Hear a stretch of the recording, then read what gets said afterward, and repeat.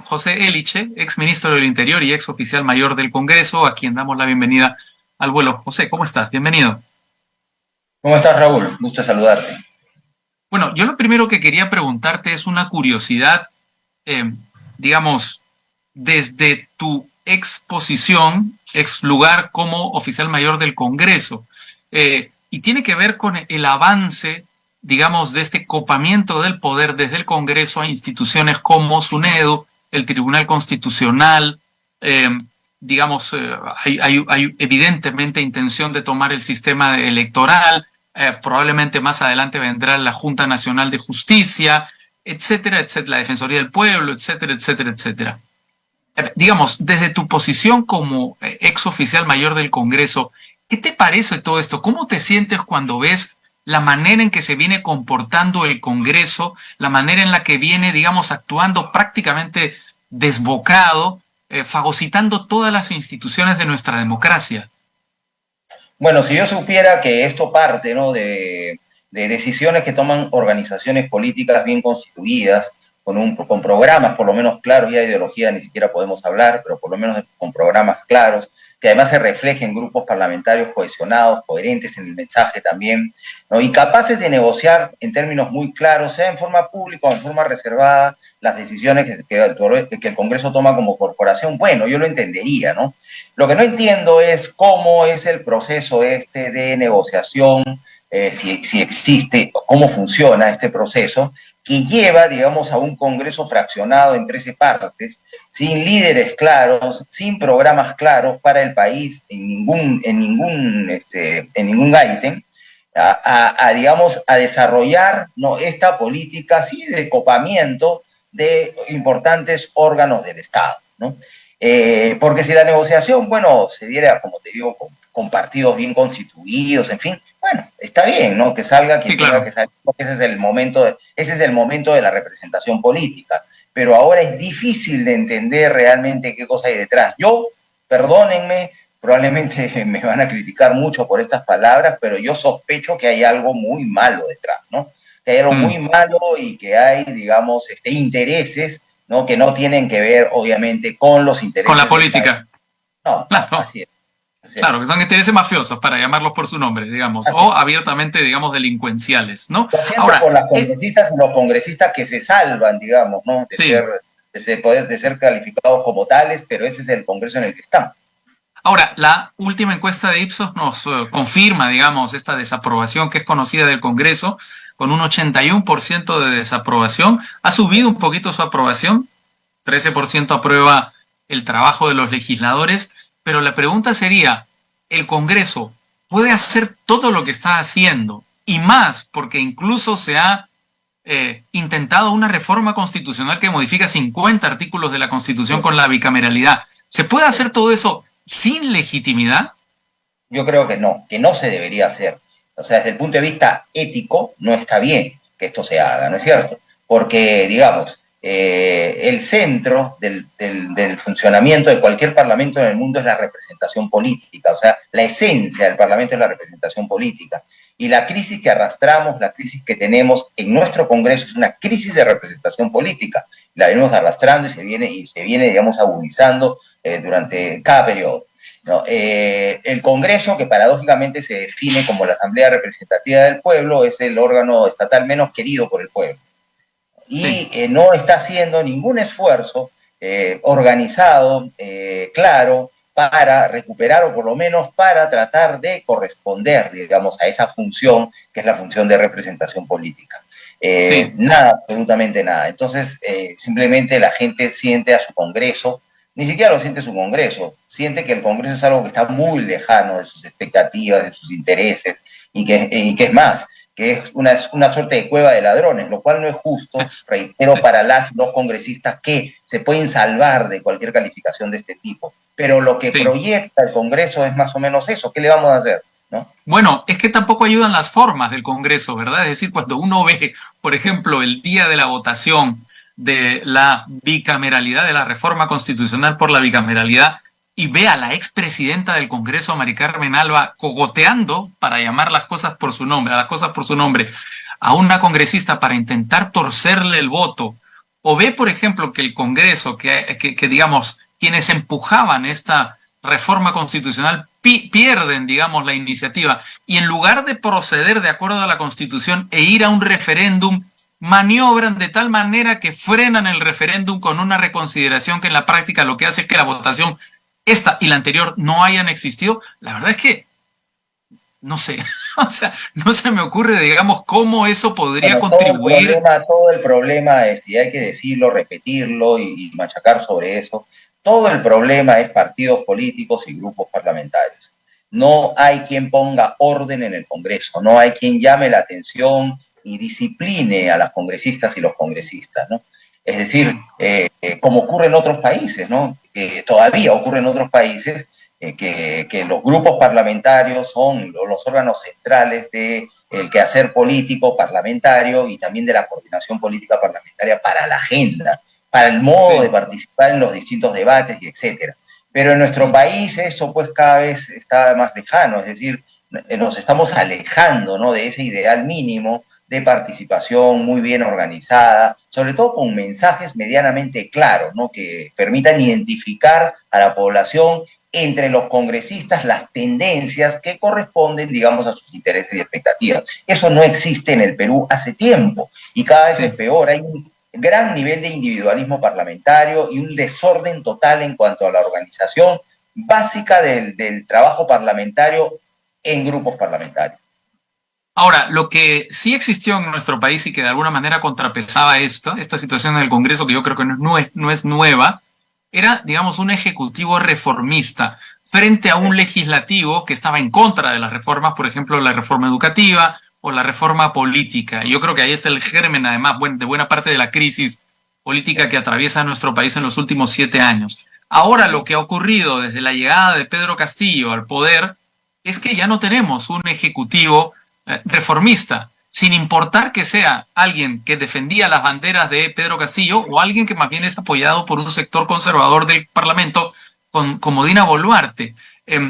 ¿Cómo se puede hacer, digamos, para encauzar un país si tenemos digamos, las fuerzas tan alineadas en un mismo sentido? Bueno, tenemos políticas públicas y proyectos para regalar. No es cuestión de seleccionar aquello que realmente corresponde a las prioridades del país. Tienen que ver con seguridad ciudadana, tienen que ver con educación, tienen que ver con salud, ¿no?, que es la deuda gigantesca que nos ha quedado, digamos, como por lo que nos ha mostrado la pandemia, ¿no?, al margen de lo que se está debatiendo sobre la pandemia que acabo de escuchar en la entrevista anterior, que me parece muy interesante, ¿no? Pero sí, o sea, sí se puede hacer, es cuestión de armar equipos, de elegir y ajustar políticas, pero políticas que se puedan realizar, ¿no?, y sacar adelante proyectos. Por ejemplo, en infraestructura tenemos muchísimos proyectos. Hay que destrabar, ¿no?, porque si no estamos perdiendo un recurso que está disponible y que no lo vamos a aplicar al desarrollo y al mantenimiento de infraestructura, ¿no? Y no sabemos cómo va a estar nuestra economía dentro de 1 año, 2 años, 3 años. Entonces, este es el momento, hay que aprovechar. Pero para eso también pues tienes que ver cómo controlas la corrupción, cómo logras, digamos, estándares de eficiencia en el desarrollo de infraestructura, en las construcciones, en el mantenimiento, en fin, ¿no es cierto?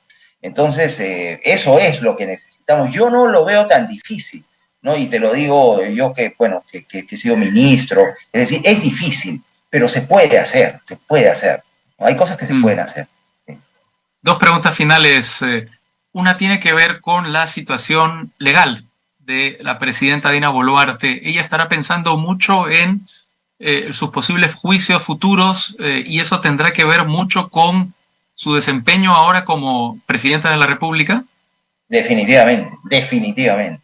Porque yo no creo, siempre lo he dicho, que la presidenta Boluarte ni ningún presidente haya ordenado al ministro del Interior y a la policía que salga a matar, ni a las Fuerzas Armadas, ¿no?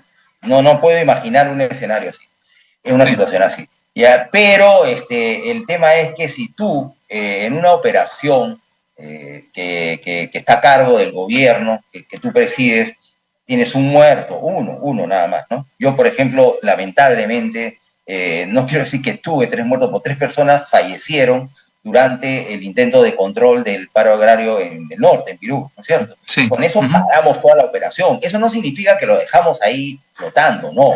No, llamamos a los altos mandos de la policía y digo, a ver, señores, ¿qué está pasando acá? ¿Qué está pasando acá? Entonces supimos realmente qué cosa había pasado y continuamos, ¿no? Ajustando las reglas. Tampoco se enviaba a la policía sin armas, eso no es cierto. El ejemplo que tenemos reciente es el ejemplo de Francia. Tú no has visto a la policía antimotines de Francia en la primera línea con ametralladoras, con pistolas, no. Es que son estándares internacionales, pero nadie... Exacto. ¿No? Entonces no nos entendemos, ¿no? Todos son adjetivos, gritos y demás, y no nos vamos entendiendo. Pero en fin. Bueno, no hay que ir a Francia, hay que ir a Brasilia nada más, este intento de golpe de Estado, digamos, de los bolsonaristas. Claro, ahí no murió nadie. Claro, no tiene que morir nadie. Entonces tú no puedes dejar que la cosa siga corriendo y llegar hasta 60 muertos. No puedes, no hay manera. ¿No? Eso lo tienes que explicar. La presidenta quizás ha debido explicarlo. Yo en un Twitter puse, ¿no? La presidenta debía ir al Congreso voluntariamente, que puede hacerlo según la Constitución, y explicar cada caso con la información que tenga. No tiene que tenerla completa, porque es el Ejecutivo. Más información tendría el Ministerio Público y probablemente mayormente sería reservada. Está bien, con la que tenga.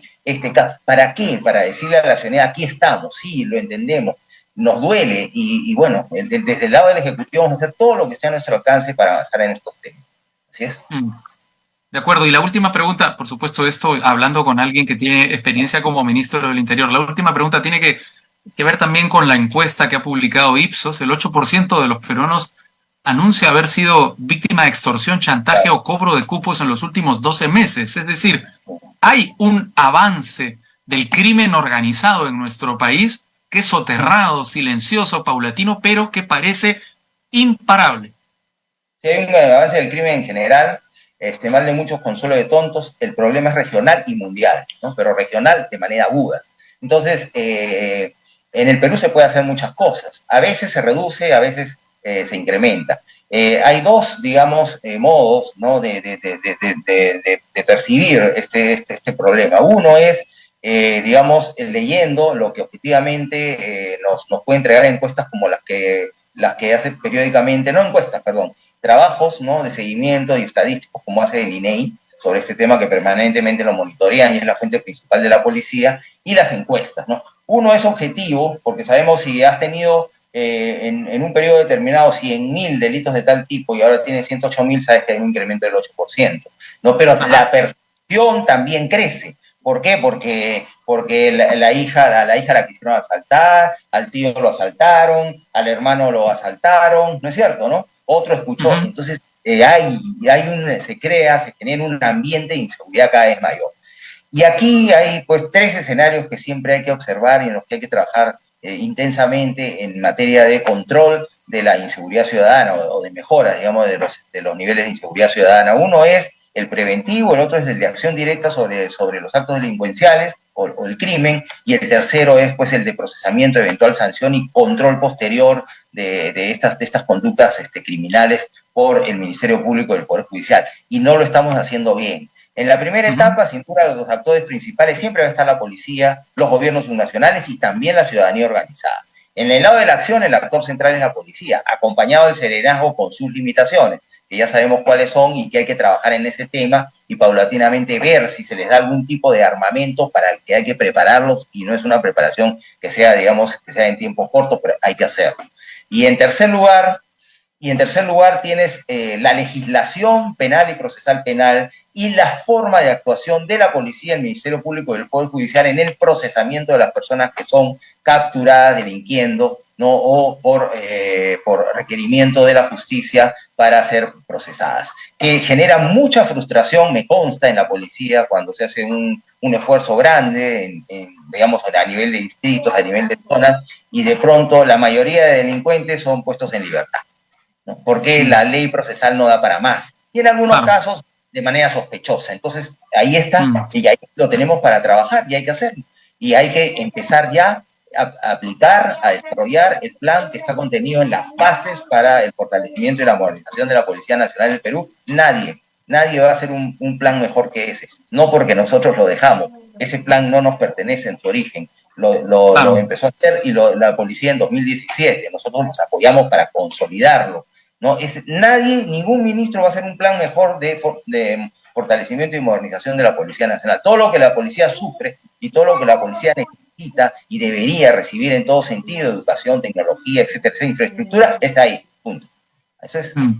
De acuerdo, José Liche, nos quedamos con esa receta, ojalá sea aplicada, ojalá contribuya poco a poco a bajar estos índices de criminalidad tan preocupantes en nuestro país. Un fuerte abrazo, hasta pronto. De manera, gracias.